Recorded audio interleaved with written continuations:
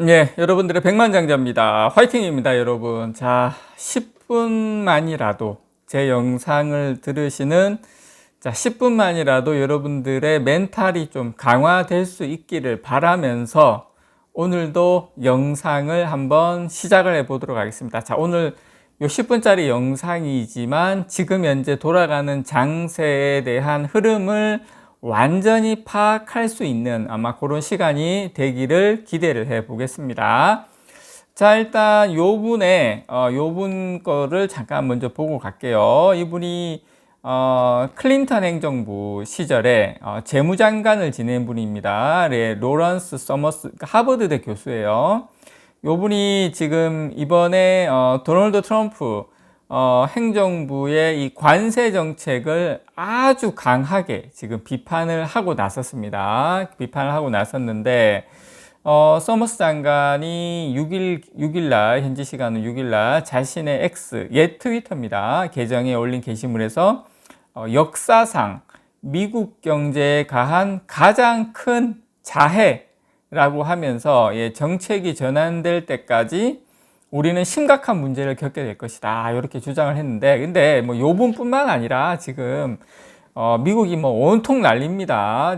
온통 난리고. 근데 제가 봤을 때는 어떤 형태로든 간에 이 관세 정책은 잘 해결될 수밖에 없다, 그렇게 생각을 합니다. 좀 선거도 치러야 되고 하니까 분명히 또 트럼프는 그 돌파구를 마련할 거다라고 생각을 합니다. 자, 그리고 요거는 미국 기업의 부메랑 되는 트럼프 관세.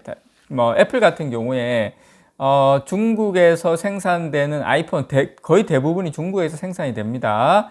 자, 미국에서 가격이 230만 원짜리가 333만 원. 왜냐? 중국에서 오니까 관세. 그리고 지금 오픈 AI라든지 마이크로소프트 이런 데이터 센터 이런 쪽에서 인프라 비용이 급증을 하죠. 왜냐하면 다 이제 수입해서 들어오는데 반도체 가격이 대만, 뭐 한국 말할 것도 없이 이렇게 되면 본인들이 AI 경쟁력이 떨어질 수밖에 없다.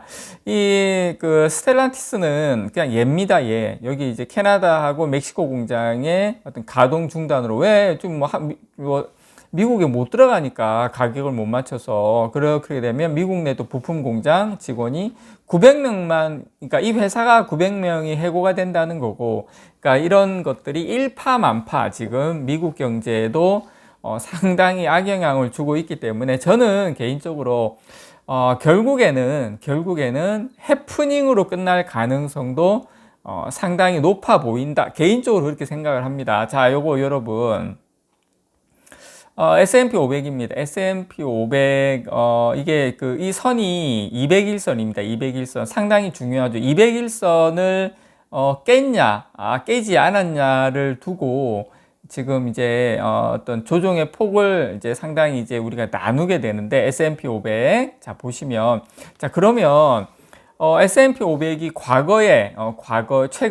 최근에 이제, 201선을 깼었던 적, 지금 포함해서 4번입니다. 거의 한 7년, 8년, 그 기간 동안 4번인데, 자, 이번에, 맨 앞에 있는 박스가 미중 무역 전쟁, 지금하고 똑같죠. 뭐, 똑같진 않죠. 그러니까, 저 때도 이제 관세 전쟁인데, 저 때는 이제 중국하고만 싸웠고, 지금은 이제 전 세계와 싸우고 있는 거고, 미중 무역 전쟁, 그 다음 박스가 이제 코로나 때 급락했던 거 보실 수 있죠. 요때는 다 V자 반등을 했죠. V자 반등을 했고, 그 다음에, 이게 조금 이제 장기적으로 201선을 깨고, 그 다음에 이제 좀 기간 조정을 오래 겪었는데, 이제 요렇게 갈 거냐, 요렇게. 요때는 왜 이렇게 오래 겪었냐면, 코로나 때 돈을 많이 풀었지 않습니까? 돈을 많이 풀어서 주가는 많이 올랐어요. 그렇게 올랐는데, 자, 여기에서 어떻게 합니까? 이제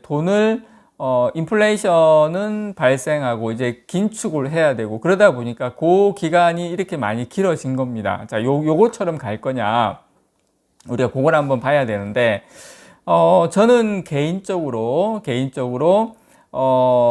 이 길게 이루어졌던 인플레로 인한 이 양적 긴축으로 촉발된 2022년 이 하락장, 길게 있었던 이런 하락장보다는 미중 무역 전쟁이나 코로나19 같은 이 V자 반등이 가능성이 상당히 높다. 일단 지금이 미중 무역 전쟁의 어떤 시즌 2 개념이에요. 물론 좀 시즌 2 치고는 좀 상당히 세기는 하지만 개인적으로 어떻게 보면 트럼프 행정부 때 있었던 미중 무역 분쟁하고 가장 유사한 형태다라고 말씀을 좀 드리고 싶고, 자, 그럼 또 이런 질문을 하실 수가 있죠. 아니, 장자님, V자 반등 안 올 수도 있잖아요. 그 최근에 있었던 요 박스 2022년 요런 긴 조종장이 올 수도 있는 거 아닙니까? 물론 그거야 뭐 가능성은 다 열려 있는 거죠. 그렇지만 요때하고 지금하고 가장 큰 차이점은 이 박스권 인플레로 인한 양적 긴축, 그때는 양적 긴축을 단행을 했었을 때고, 인플레이션이 상당히 이제 물가가 상당히 올라가는 그런 시절, 여러분들 자동차도 기억하시죠?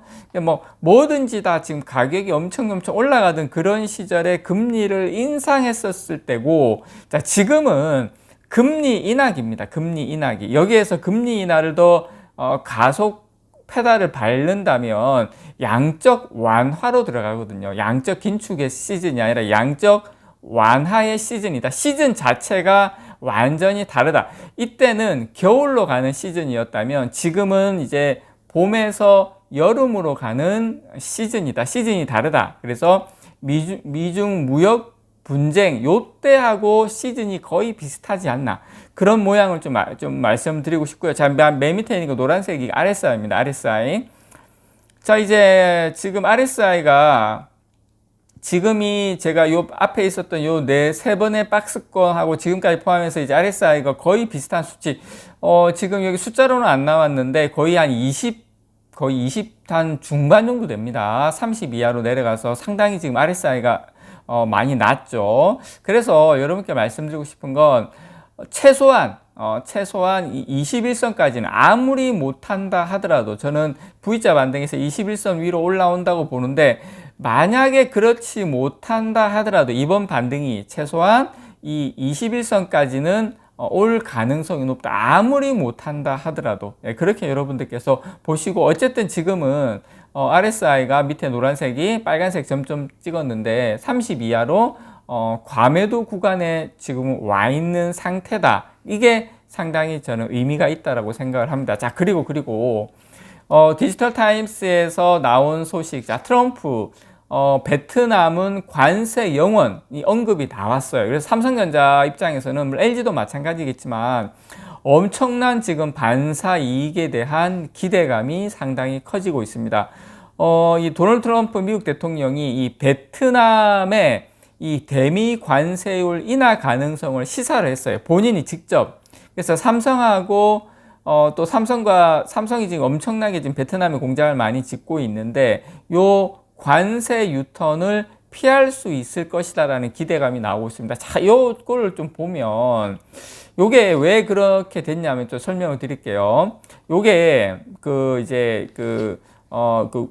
이제 트럼프 미국 대통령이 자신의 SNS에 뭐라고 했냐면, 자, 베트남의 관세를 0으로 낮추고 싶다. 낮출 것이다가 아니라 낮추고 싶다. 그래서 이제 그 전에 베트남에 대한 관세율이 46%예요. 46%. 46%에서 0원으로 낮추고 싶다. 아니 뭐 완전히 그냥 너무 왔다 갔다 하는 거 아니셨어요? 엄청 심한데 이 하루 만에 관세 면제 가능성을 내비쳤는데, 이게 왜 이렇게 됐냐면 트럼프 대통령이 또 이제 그 베트남 공산당 서기장하고 통화를 했어요. 통화를 하면서 엄청나게 뭐 이야기를 했겠죠. 우리 뭐 만나면은 제가 진짜 뭐 멋진데 데려다 가주겠습니다. 제가 아주 훌륭하게 제가 뭐 술 한잔 사겠습니다. 뭐 그렇게 했겠죠. 이러다 보니까 이렇게 되니까 이게 우리나라도 빨리 지금 어떤 이런 좀 안정화가 돼서 이 트럼프하고 좀 이렇게 뭐가 좀 돼야 되지 않을까 생각이 좀 들고요.